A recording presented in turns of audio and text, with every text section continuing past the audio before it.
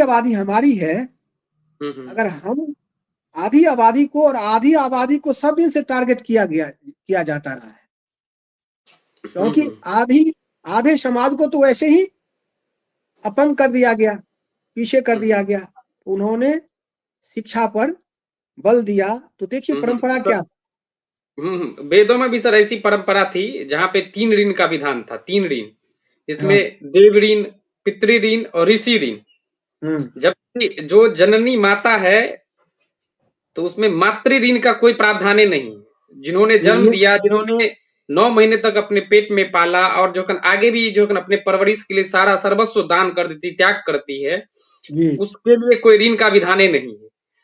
पितृ ऋण की विधान दिया है, ऋषि ऋण का भी विधान है, और देव ऋण जिसकी जो कोई मतलब जो यहाँ पे कोई भूमिका नहीं, आवश्यकता, जिसमें कबीर कहते हैं कि देव मैंने क्या कहते हैं, देवतन से कुत्ता भला। कुत्ता से भी उसको एक तरह से देवता को नवाजे हैं कि कुत्ता से भी बेकार है वो, है कि नहीं। तो इस तरह से हमारी माँ राष्ट्रमाता सावित्री ने परंपराओं को तोड़ने का प्रण किया। और सबसे पहले देखिए कि लोग कब पढ़ता है, प्राय हम लोग आज के दौर में प्राय जो है शादी, जब तक हमें जॉब नहीं मिल जाता है जी, उससे पहले हम शादी नहीं करते हैं। और शादी से पहले पढ़ाई की व्यवस्था सब दिन से होते रहा है, राजतंत्र भी था तो। लेकिन इनकी पढ़ाई कब शुरू होती है, जब शादी करके आते हैं। तो ये एक तो पढ़ने की बात की, महिलाओं को पढ़ने का इजाजत नहीं था, तो पहला तो महिला बन के और पढ़ने का दुस्साहस की। दूसरा, शादी हो गया था तब भी इस अवसर को पुनः अवसर में बदलने के लिए कि वो शादी के बाद पढ़ना शुरू की। और इस तरह से कहां से, घर में भी उस तरह का दौर था कि कोई भी शूद्र समाज तो पढ़ नहीं सकता था, पढ़ा नहीं सकता था, स्कूल नहीं जा सकता था। तो वैसी स्थिति में इन्होंने जहां पर खेती बाड़ी होती थी फूल की या उनका जो गृहस्थी था, वहां जाकर खेत से ही पढ़ाई की शुरुआत करती है हमारी माँ सावित्री बाई। तो ये सब परंपरा एक तरह से स्कूल से नहीं पढ़ाई शुरू करके, घर से नहीं पढ़ाई शुरू करके, खेत में जहां कोई आदमी उनको डिस्टर्ब नहीं करे वहां से भी पढ़ा जा सकता है, तो इस तरह का काम वो करती है। और देखिए वो विकल्प माने रास्ता कभी भी रुकता नहीं है, कोशिश करने वालों की कभी हार नहीं होती, और लहरों से डरकर नौका पार नहीं होती। तो इस तरह से इन्होंने जब माने शिक्षिका बनती हैं, पढ़ाने का काम करती है, तो उसके लिए भी उन्होंने ट्रेनिंग ली। और इसके फिर जब जाती है तो उनको यह पढ़ा ना सके, इसके लिए इनके विरोधी समाज के लोग इनके ऊपर गोबर कीचड़ सरे टमाटर ये सब फेंकने का काम करती थी। उन्होंने उसका विकल्प खोज लिया, क्या कि नहीं भाई, अगर हम वो जो है पुरानी साड़ी या एक साड़ी जिसको पहन के जाती थी, विकल्प के रूप में एक और साड़ी बैग में रखती थी, ले जाती थी, ताकि वो जो चाह रहा है कि गंदा हो कर देंगे तो फिर जो है यह पढ़ाने की काम छोड़ देगी। उन्होंने विकल्प तैयार कर लिया और इस तरह से फिर उन्होंने अनवरत जो है इस काम में लगी रही। तो इस तरह से इनको यह विकल्प, हमेशा विकल्प तैयार करती रही। इनको इन्होंने कितना दुसाहसी थी, उस समय में बैड एलिमेंट्स के द्वारा उनको रास्ते में रोक करके डराने का पूरा ये किया गया, प्रबंध किया गया, डराना चाहा लोग। तो उन्होंने, जब कोई इनको सहयोग नहीं करती है तो अंदर से एक शेरनी की तरह डराने वाले को ही इतना कस के उसको तमाचा मारती है कि फिर उसको नानी याद आ जाता है और वो रास्ता छोड़ देती है और पूरा समाज फिर उस दिन से समझ लिया कि नहीं, ये डरने वाली नहीं है। तो ये जो है उसके विरुद्ध भी तो परंपरा को कैसे तोड़ती है, तो पहले तो शिक्षा पर प्रतिबंध था, तो शिक्षा पर इन्होंने काम करके सर दिखाया। यहाँ पर सर जो इस बात पे सर हम एम्फेसाइज करना चाहेंगे, अपने दर्शकों को बताना चाहेंगे कि जब जब लोग नए सिरे से कुछ नया करने का प्रयास करता है तो रूढ़िवादी मानसिकता के जो लोग होते हैं उसमें अड़चने पैदा करते ही है, वो उसमें बाधा बन करके किसी न किसी रूप में जो है वो आपको रोकने का प्रयास करेंगे।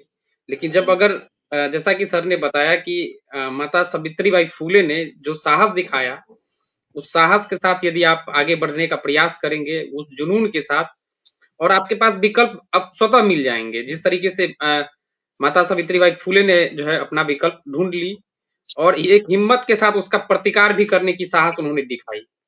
जो तो डर गया सो मर गया।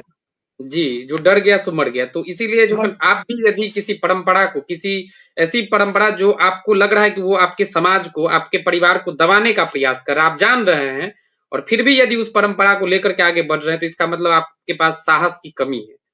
तो अगर आप हमारे इस वीडियो को देख रहे हैं तो उस साहस को जुटाइए और आगे बढ़ करके उस परंपरा को तोड़ने का प्रयास कीजिए। इसी उद्देश्य से हमारा जो यह कार्यक्रम है, ताकि हम अपने महापुरुषों को, बहुजन महापुरुषों के जीवन से जो है कुछ सीखे। तो आगे बौद्ध जी बता रहे हैं। और आगे देखिए कि उस समय में गुलामगिरी में क्या कहा गया है कि विद्या बल छीना गया, दूसरा धन बल छीना गया, और नारी को तो बिल्कुल वस्तु बना के रख दिया गया था। उनको न पिता की संपत्ति में न ही पति के संपत्ति में कोई अधिकार उस समय तक था। और तो उन्होंने आत्मनिर्भर बनाने के लिए कि महिला जो है अपने पति का चाहे अपने पिता का एक वस्तु बन के न रह जाए, तो उन्होंने व्यवसायिक शिक्षा पर बल दिया, कटाई बुनाई, यानी ताकि उनको आमदनी जब होगा तो फिर किसी के बस में, तो इस तरह से महिलाओं पर जो बंदिश था कि तुम घर से निकल नहीं सकती हो, कोई बिजनेस नहीं कर सकती हो, तो शिक्षा तो दे ही रही थी, लेकिन व्यवसायिक शिक्षा की शुरुआत करती है ताकि धन बल जब हो जाएगा तो स्वतः उसमें एक शक्ति अंदर से होगा जिसके आधार पर वह अपने पिता का भी विरोध कर सकती है, समाज का भी विरोध कर सकती है, और जो षड्यंत्रकारी है या विरोधी समाज के लोग हैं जो गुलाम बना के रखना चाहती है नारी को, वस्तु बना के, उसका भी जवाब दिया जा सके। तो इस तरह से उन्होंने व्यवसायिक शिक्षा का भी प्रचलन किया। उस समय में बाल विवाह कर दिया जाता था ताकि बाल विवाह हो जाने पर, और फिर विधवा विवाह पर भी रोक था कि विधवा विवाह नहीं कर सकती थी। तो इस परंपरा को तोड़ने का काम करती है बखूबी। उन्होंने विधवा को पूरा अवसर, मान लीजिए किसी का पति शादी हुआ, एक्सीडेंट में मर गया या किसी कारणवश, तो क्या वो जो है शेष जीवन उस समय में विधवा माने क्या कहते हैं, कोरा में हो जाया करता था, विवाह इस तरह का भी था। या जब सावित्री माँ की 9 वर्ष में हुआ तो उसे भी कम उम्र में बहुत सारे हमारी बेटियों का शादी हो जाया करता था। और उसके पति अगर बाल विवाह की परंपरा थी उसमें, जी बाल्यावस्था में ही मर जाए तो उसका तो जीवन जितना दिन जिएगा, मान लीजिए, वो तो नरक ही बन गया ना। जिस तरह से उसको अपमानित होके जीना पड़ता था, अछूत होके जीना पड़ता था, तो उन्होंने इस परंपरा को तोड़ दी, कहीं अपने घर पर व्यवस्था कर दी कि विधवा वहां रह सकती है। किसी तरह का अगर अनहोनी हो जाता था उन लोगों के साथ, पारिवारिक शोषण या समाज के द्वारा, तो वहां आके विधवा अपनी बच्चा को जन सकती थी। फिर जो है उनका दोबारा विवाह कराने का विधान इन्होंने ला दी। और इस सभी तरह की परंपरा को ये एक तरह से, ताकि जो भी व्यवस्था था, यहाँ तक कि उस समय में संस्कार जो होता था कि कोई मरता था तो ब्राह्मणी व्यवस्था के अनुकूल उसका संस्कार होता था।